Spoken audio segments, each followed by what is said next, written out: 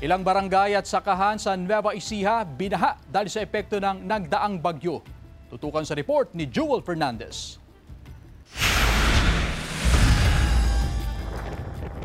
Bumagsak ang isa sa mga transmission line ng isang solar farm sa San Leonardo, Nueva Ecija sa kasagsagan ng bagyong uwan nitong linggo.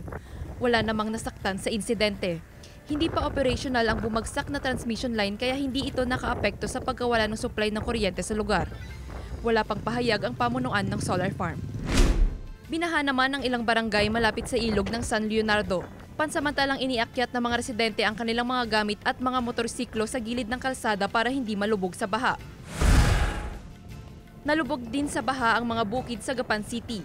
Mabuti na lamang at karamihan sa mga magsasaka ay nakapag-ani na ng kanilang mga palay bago pa dumating ang bagyong uwan. Umabot sa 148 families o 862 individuals ang naapektuhan ng bagyo sa Gapan City. Sa bayan naman ng Peñaranda, umabot sa 104 families ang inilikas sa mga evacuation center dahil sa bagyong uwan. Agad naman silang binigyan ng libreng kumot, unan at relief goods.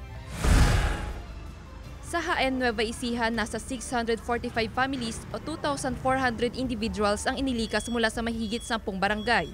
Agad naman binigyan ng tulong ang mga residenteng lumikas.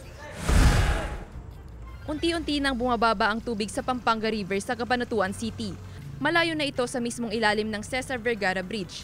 Ilang lugar naman sa lungsod ang binaha dulot ng matinding pag-ulang dala ng bagyong uwan. Jewel Fernandez, One North Central Luzon.